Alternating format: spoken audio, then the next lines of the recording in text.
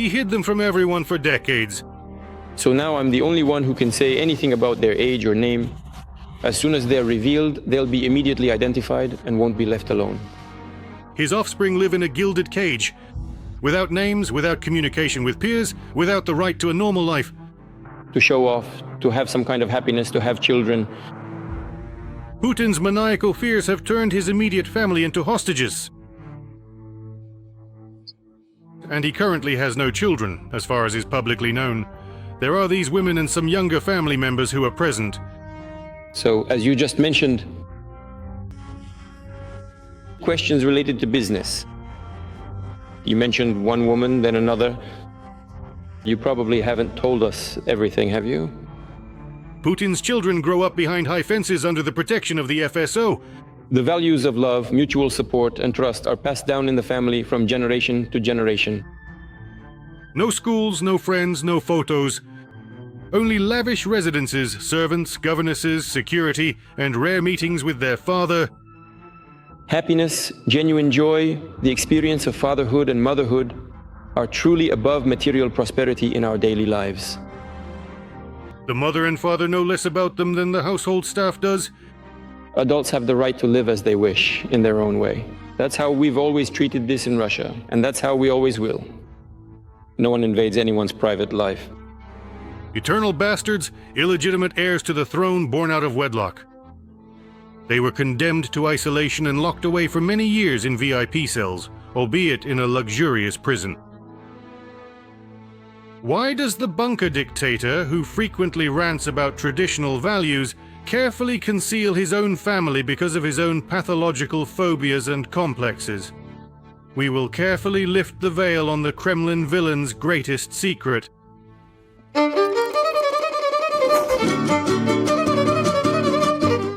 I never discuss matters related to my family.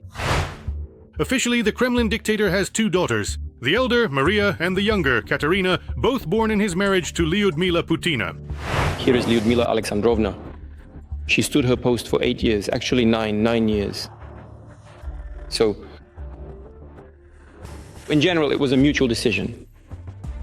The official biographies of the girls are spotless. Maria was born in Leningrad in 1985, and Katerina a year later in Dresden, where Putin was stationed on assignment for the KGB. In the movement of life. Living in the GDR affected the whole family, including the girls.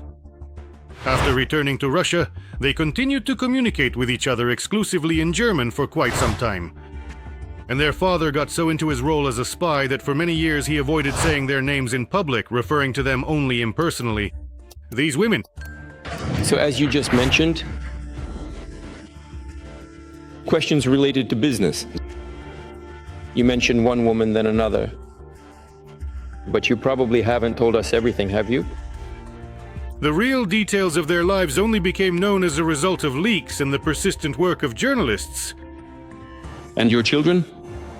My children are engaged in science. My eldest daughter, Maria Vorontsova, received a medical education at Moscow State University, specializing in endocrinology. Since in my childhood, I always dreamed of becoming a doctor, and my interest in science came a bit later, specifically when I became more conscious and deliberate about my choices in life. Maria's classmates suspected that she did not come from an ordinary family, but even they had no idea who her father actually was. The internet era did its job. Vorontsova was discovered in the alumni chat of the faculty. And as for imperial ambitions in Crimea, read less of the Western press. It's shameful to wish to hand over Crimea to the West. Russia had already offered to join both NATO and the EU. They were turned down. But secrets always come to light, and a rotten apple tree always bears wormy apples. Maria, just like her father, supports the war. For her, Russia is not the aggressor, but a victim forced to defend itself. She shifts all responsibility for the crime from her father to Ukraine and the USA, insisting that it is America that starts wars. I would really like to live to see the day when the US is subjected to sanctions, at least for one of the wars they have started.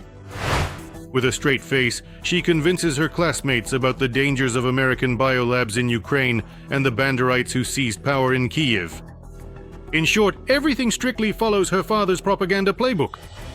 Why did the laboratories that they sponsor end up in countries such as Ukraine, Georgia, and so on?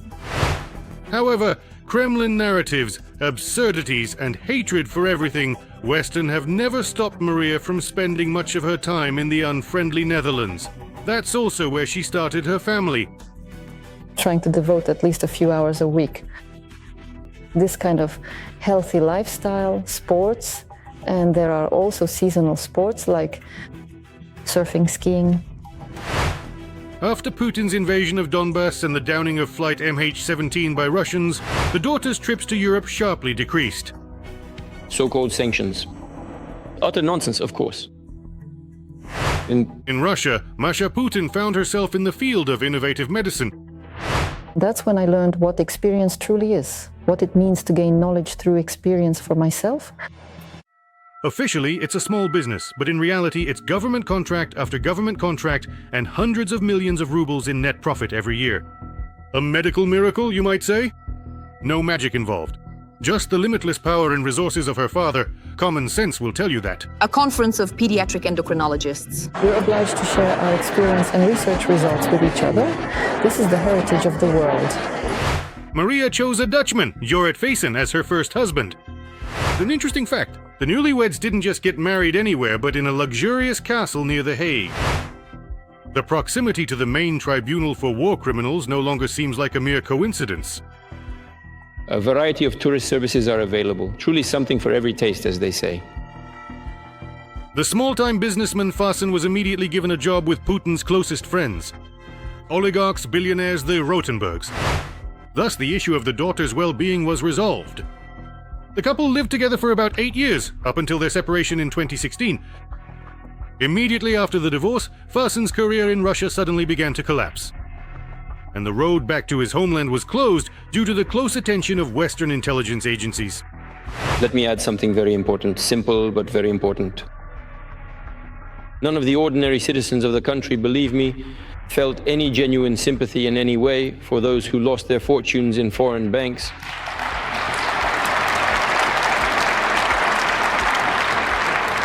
No one truly pitied those who lost their extravagant yachts, palaces abroad, and so on and so forth. Almost immediately after the breakup, Maria Vorontsova began a relationship with customs broker Evgeny Nagorny. After meeting the daughter of the president of Russia, he got a job at the gas production company Novatek. By 2017, they had a child who was registered under the father's last name. Apparently, that's how Grandpa Vova decided it should be. You know, when I mentioned that some of my close relatives are studying Chinese, I talked about my granddaughter, whose nanny is from Beijing, and she speaks Chinese fluently with her. Fluently. Katerina Tikhonova, the youngest daughter of Lyuda and Volodya Putin. Katerina Vladimirovna, please, if you would, come here for a moment, please. Good. Good afternoon. Today, she heads the Inopraktika Foundation, an organization focused on introducing new technologies into Russian industry. It seems that the younger of the two official daughters is the one preparing herself for political life and for taking the Kremlin throne after her father's retirement or death.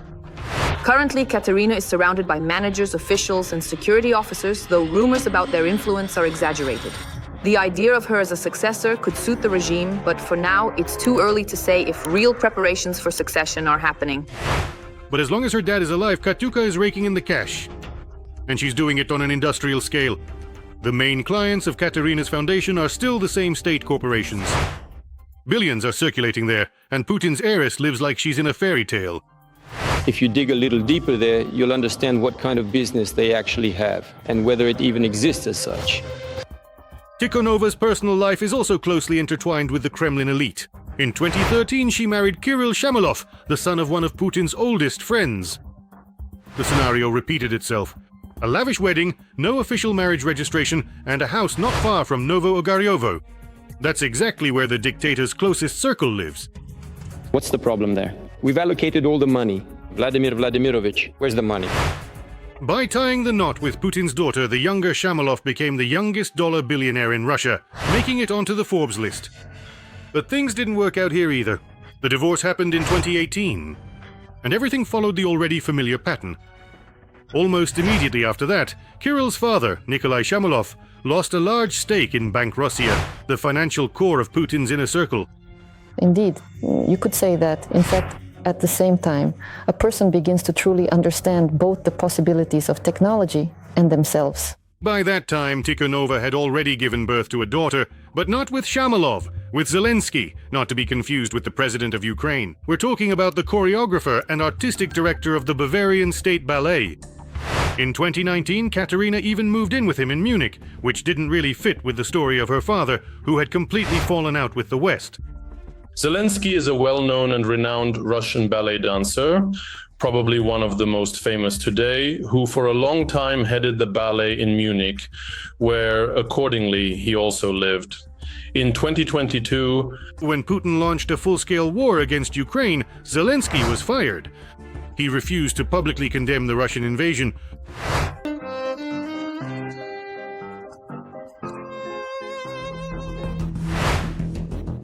But our story doesn't end with the official daughters.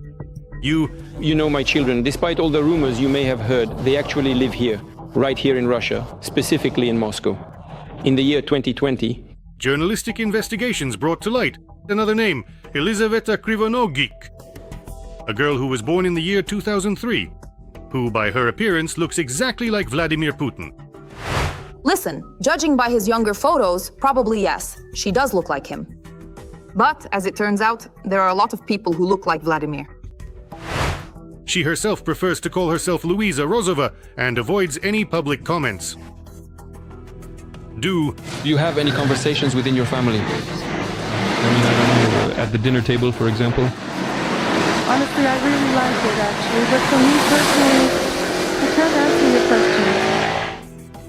The illegitimate daughter doesn't live in Moscow, but in Paris, in a country that's a member of the enemy NATO. I think I've talked to you enough already, honestly.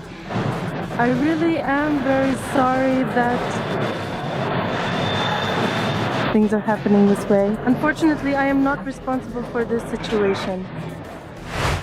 Her mother, Svetlana Krivonogik, comes from a poor family, with no connections or capital. She went from working as a cleaning lady to becoming a co-owner of the very same Bank Russia and the owner of the large-scale Igora ski resort in the Leningrad region.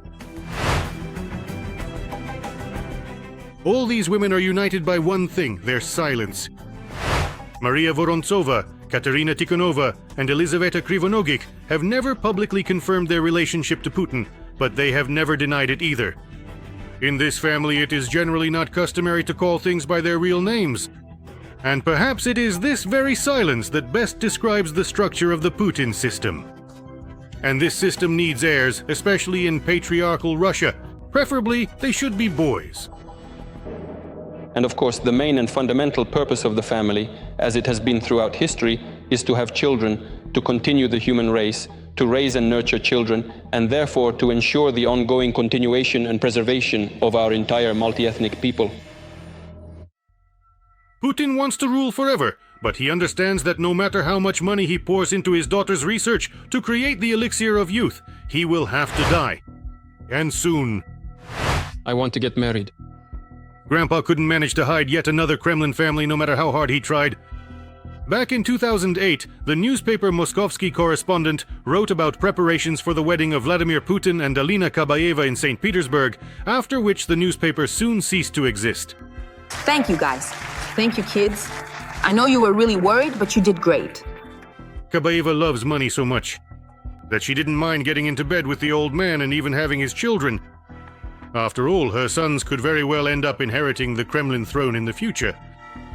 Journalists found out that in 2014, Kabaeva flew 3 times from Sochi to Lugano, Switzerland. A gynecologist from the Swiss Santana Clinic.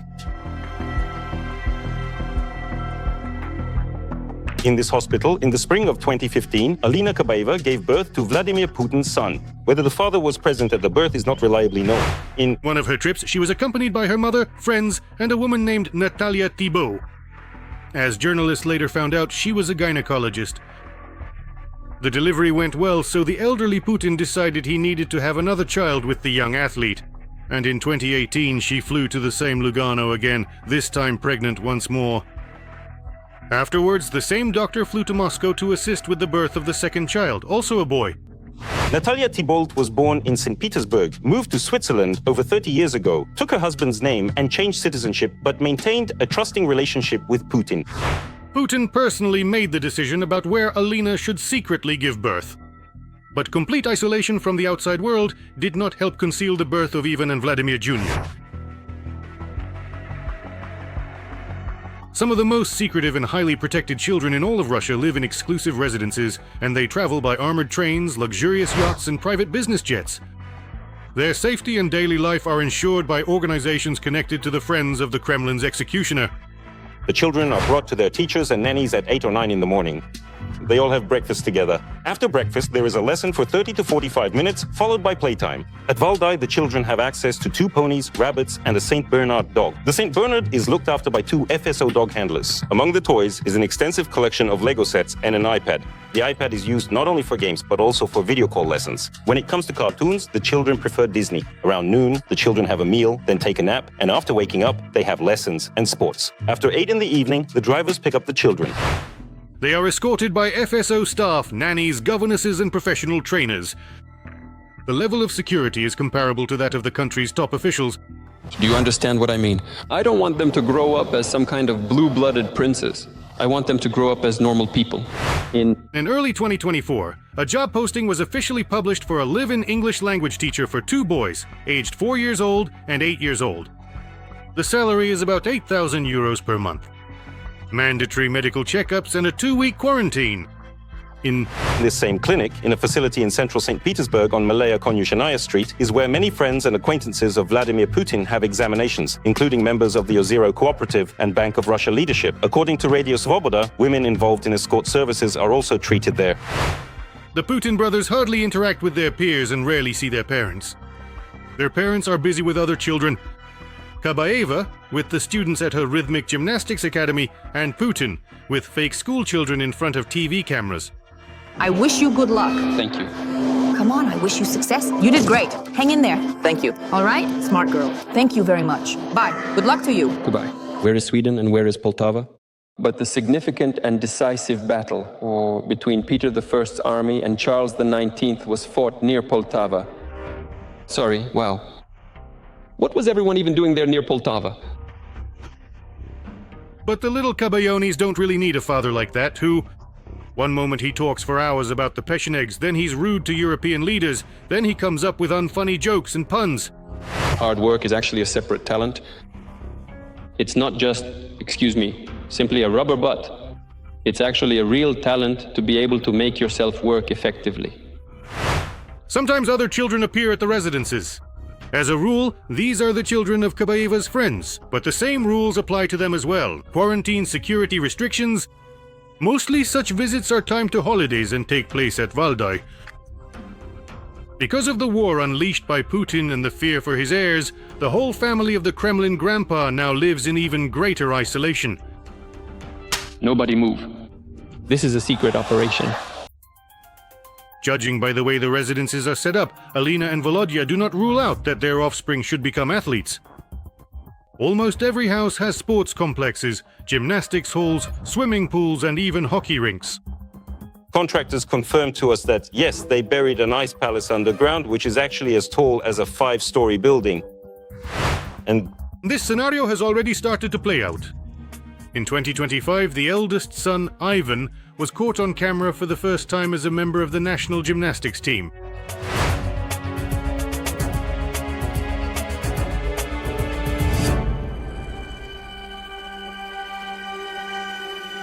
Alina herself was most likely sitting in the audience, but, as is known, another woman, Kabaeva's cousin Fedina, pretends to be the boy's mother.